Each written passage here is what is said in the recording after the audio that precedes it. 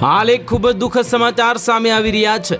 Sanand Viramgam highway પર આવેલા વિરોચન નગર પાટિયા પાસે આજે એક કાળજુ કંપાવનારી ઘટના સામે આવી છે। રસ્તાની સાઈડમાં ભરાયેલું કેમિકલ યુક્ત ઝેરી પાણી પીવાને કારણે કચ્છના એક માલધારીના અંદાજે 33 જેટલા ઘેટા બકરાના કરુણ મોત નીપજ્યા છે। તરસ छिपावा ગયેલા અબોલ પશુઓ માટે આ પાણી ઝેર સાબિત થયું હતું। મળતી માહિતી મુજબ થોડા દિવસો પહેલા જ વિરોચન નગર પાટિયા પાસે એક ટ્રિપલ અકસ્માત સર્જાયો હતો। આ અકસ્માત દરમિયાન એક કેમિકલ ભરેલા ટેન્કરમાંથી મોટા પ્રમાણમાં ઝેરી કેમિકલ રસ્તાની બાજુમાં ઠલવાયું હતું। દુર્ઘટનાના દિવસો વીતી ગયા હોવા છતાં આ કેમિકલનો યોગ્ય નિકાલ કરવામાં આવ્યો નહોતો, જે આજે મોટી હોનારતનું કારણ બન્યું।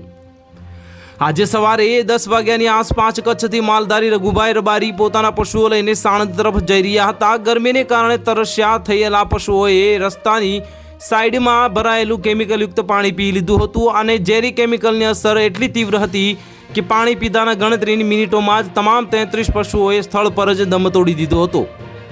ઘટનાની જાણ થતાં જ સ્થાનિક પોલીસનો કાફલો ઘટના સ્થળે પહોંચી ગયો હતો। જો કે અકસ્માત બાદ કેમિકલનો સલામત નિકાલ ન કરવામાં આવતા તંત્રની ઘોર બેદરકારી સામે આવી છે।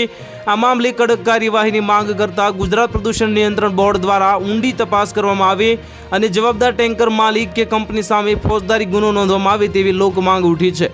તો હાલ માટે આટલું જ। મળીશું નવી અપડેટ સાથે। જો તમને વિડીયો પસંદ આવતા હોય તો વિડીયોને લાઇક કરી દેજો, ચેનલને સબસ્ક્રાઇબ કરી બાજુમાં આવેલા બેલ આઇકનને દબાવી દો, જેથી તમને આવા સમાચારની અપડેટ મળતી રહે।